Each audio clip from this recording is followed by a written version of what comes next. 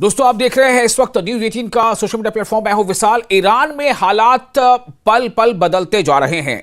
Iran के को लेकर के कई तरह की खबरें आ रही हैं कि वहां पर एक बदअमनी फैली हुई है, अवाम में इंतशार है और माशी बदहाली का कहीं ना कहीं ईरान की अवाम जो है उसको लेकर के सड़कों पर है। लेकिन क्या इसके पीछे कुछ ऐसी साजिशें कार फरमा है और जो खबरें आ रही हैं उनमें खबरों में हकीकत कितनी है, अफवाहें कितनी है, बहुत तरह के सवालात हैं। खबर या अफवाह कह लें कि ये भी खबर आई उड़ती उड़ती के जो खामनेई है वहाँ के रूहानी पेशवा जो लीडर है वो हो सकता है कि ईरान छोड़कर कहीं चले जाए, इस तरह की खबरें सामने आ रही थी। इस पर मजीद वक्त न गंवाते हुए मैं सीधे आपको बता दूं हमारे साथ दो खास मेहमान जुड़ रहे हैं, पैनलिस्ट है। हम सीधे उनसे रब्ता करते हैं, उनसे बातचीत करेंगे। हमारे साथ है मौलाना असलम रिजवी जो ईरानियन अफेयर्स के एक्सपर्ट है, माहिर है, आपका इस्तकबाल है।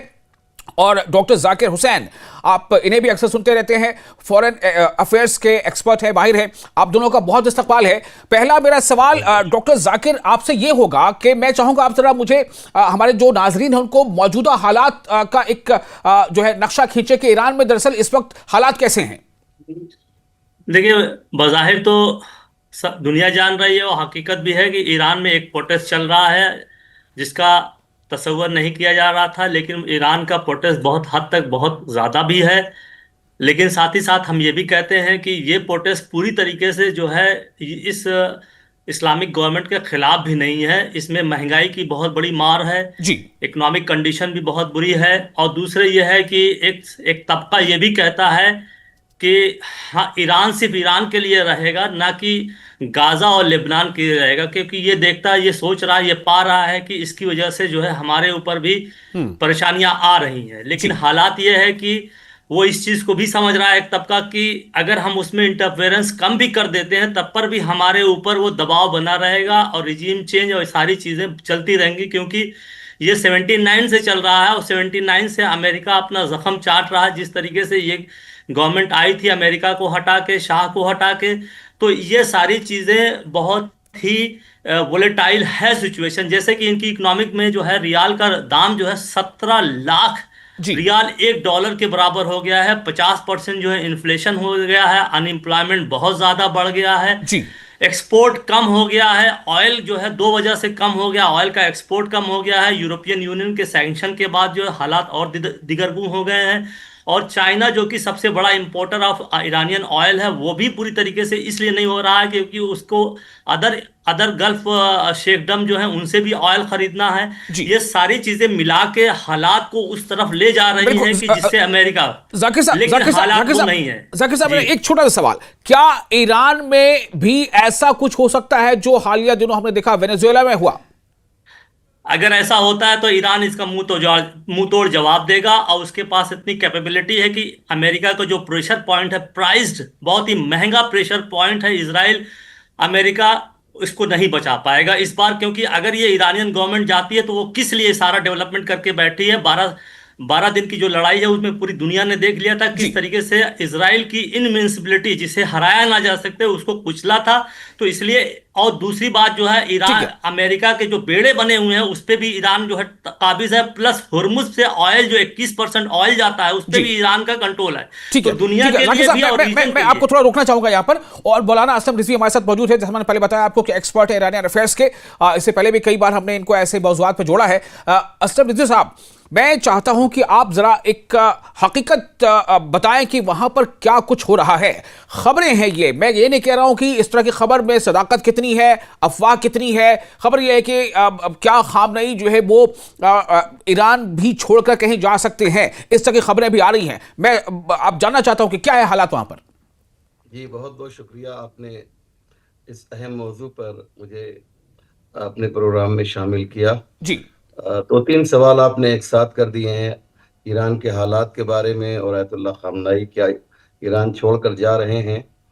तो पहली बात तो ये है कि जैसा कि हमारे जाकिर भाई ने बताया, बहुत ही खूबसूरती से इन्होंने तमाम बातों को बयान किया। इसमें कोई शक नहीं है कि ईरान में महंगाई जो है, इधर चूंकि ईरान पर सैंक्शन लगाया गया तो डॉलर की जो कीमत थी उस पर असर पड़ा और 30% का असर पड़ा। जी, यानी वो डॉलर जो फर्ज कीजिए कि 60 रुपए का था, वो 90 में हो गया, मिसाल के तौर पे मैं समझाने के लिए कह रहा हूँ। तो उसका जो असर हुआ, तो जब डॉलर पे असर पड़ता है तो हिंदुस्तान में भी यही होता है कि तमाम चीजें महंगी हो जाती हैं। उसका असर हुआ, और कुछ बाजारी लोग थे जो बिजनेसमैन थे, बाजारी फारसी के एतबार से मैं कह रहा हूँ, बिजनेसमैन जो थे यानी बाजार से रिलेटेड, उन्होंने एक मुजाहरा किया था तेहरान में, जिसमें 45 से 50 लोग थे, और इनका मुतालबा ये था कि डॉलर की जो कीमत है उसको जो जी है बढ़ने न दिया जाए, कंट्रोल किया जाए। इसमें कुछ शरपसंद अनासिर भी, जैसा कि हिंदुस्तान में भी मैंने देखा है कभी जी। कभी मुजाहरा और प्रोटेस्ट बहुत ही पाक होता है, लेकिन उसमें बाहर से कुछ अनासिर शामिल होकर उसको जो है वो और ज्यादा खराब कर देते हैं। जी ऐसे ही ईरान में हुआ, वो 45 से 50 लोगों का जो शुरू में मुजाहरा हुआ था वो बढ़ा, और उसमें कुछ गलत लोग शामिल हुए, और पुलिस ने उन पर जो है कार्रवाई की, और जी। पानी के बौछार की, और इससे ज्यादा कुछ नहीं हुआ। लेकिन जो लेकिन लेकिन खबरें यहां तक हैं, आपका मैं फिर सवाल है, आपसे ये कहूंगा कि सदाकत आपके ऊपर मैं छोड़ता आपका हूं। उसका खबरें यहां जवाब तक दे है कि दूं, 30 मैं से कर ज्यादा रहा लोगों था। की मौतें हो गई हैं और 1200 के आसपास लोग जो हैं वो काफी तादाद में जख्मी भी है और उनको हिरासत में लिया गया है। यहां तक कि जो जी चीफ जस्टिस हैं ईरान के, उनका भी ये एक उनकी बात सामने आ रही है कि उन्होंने तमाम जो अफसरान हैं उनसे कहा है कि जो शरपसंद अनासिर उनके साथ सख्ती से निपटा जाए। अमेरिका कह रहा है कि अगर आपने सख्ती की गोलियां चलाई तो हम बिल्कुल तैयार खड़े हैं। बहुत, अमेरिका तो इंसानियत का बहुत बड़ा हमदर्द है। 70,000 से ज्यादा गजा में मजलूम मारे गए तो डोनाल्ड ट्रंप रोज रोया करते थे, आंसू बहाते थे। पूरी दुनिया जो है गजा के मजलूमों के ऊपर गिरिया कर रही थी। सारा हुकूक बशर जो है वो ईरान के सामने दिखाई देता है।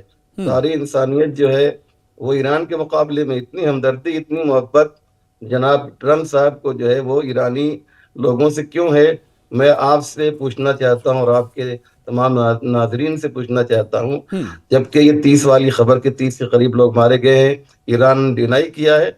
मुझे यकीन है कुछ लोग मारे गए हैं, और जब आप जो है वहाँ पर ऐसे हालात पैदा करेंगे, बैंक जलाए गए हैं, पेट्रोल पंप जलाए गए हैं, और उसके बाद भी 30 लोगों के करीब की मौत हुई है, तो मैं उसका कतन राजी नहीं हूँ मैं कि मौत नहीं होनी चाहिए थी। लेकिन बहरहाल ये हर हर मुल्क में होता है, और कहाँ नहीं मौलाना होता असलम है। साहब, क्या आप देखते हैं कि इसमें किसी कोई ऐसी कुव्वत है जो जो ईरान में अनरेस्ट पैदा कर रही है?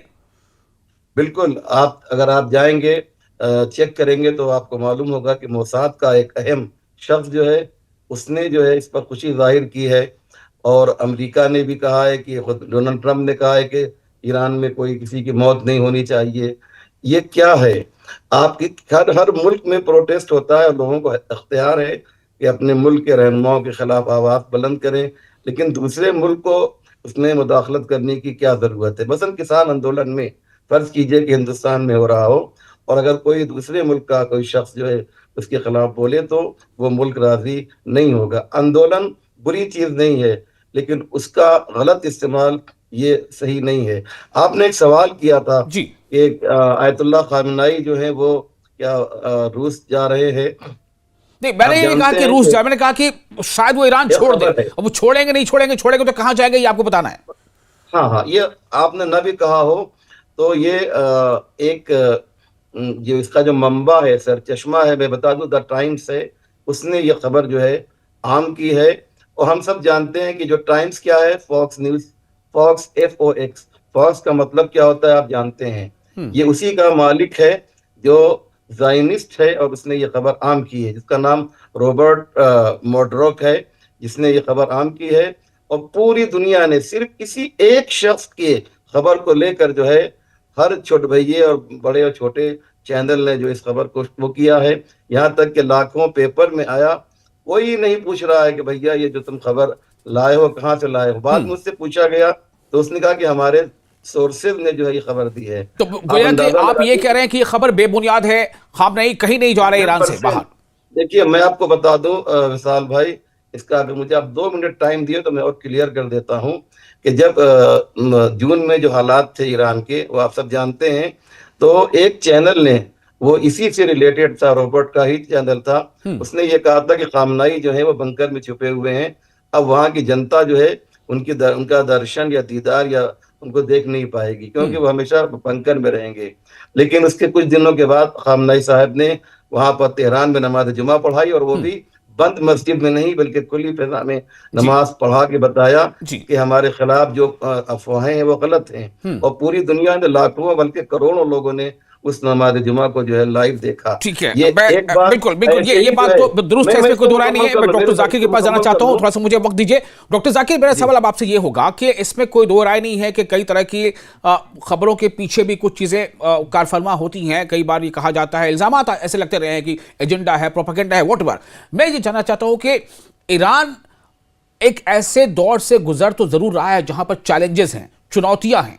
क्या वहां की जो गवर्नेंस है उसके सरबराही को बदल दिया जाएगा? क्या वहां तख्ता पलट होगा? ऐसे सवाल उठ रहे हैं। इस बीच हकीकत क्या बता रही है? हालात कितने गैर मुनासिब हो रहे हैं कि वहां पर शायद लोगों का गुस्सा थमे नहीं? देखिए, दो चीज तो माननी हमें पड़ेगी कि वहां पे करप्शन है, इकोनॉमिक करप्शन ज्यादा है और प्रोटेस्ट लोगों में इंतशार भी है।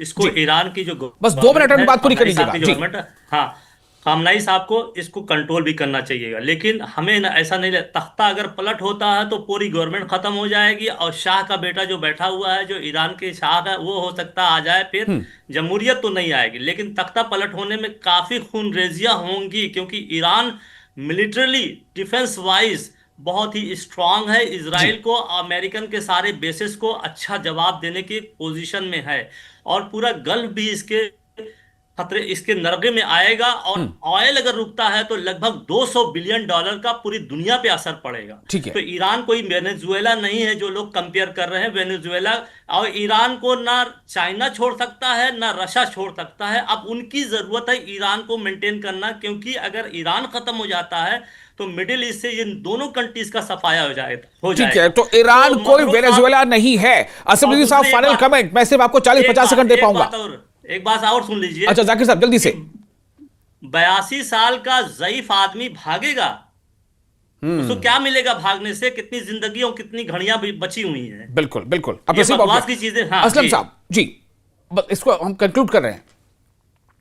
ये जो मीडिया में झूठ बोला जा रहा है, आप अपनी बात रखिए ना जी। मैं इतना ही कहना चाहूंगा कि ये, जी हाँ, कि एक झूठ को लाख बार बोलने से वो सच नहीं हो जाता। और 1 महीने के बाद आप मुझे फिर बुलाइएगा तो मैं आपको बताऊंगा कि ये सारी खबरें जो थी वो झूठ साबित हुई, और आप भी मेरी तायद करेंगे। चलिए, बहुत शुक्रिया आप दोनों खास मेहमानों का। ईरान के हालात पर लगातार जो भी वहां के डेवलपमेंट है, हम फिर ऐसे ही कुछ गुफ्तगू करेंगे। मुझे लगता है कि हमारे नाज़रीन को कुछ सच्चाई से आप जरूर रोशनास होंगे। आप बने रहे न्यूज़ 18 के सोशल मीडिया प्लेटफॉर्म पर। हमें दें इजाजत।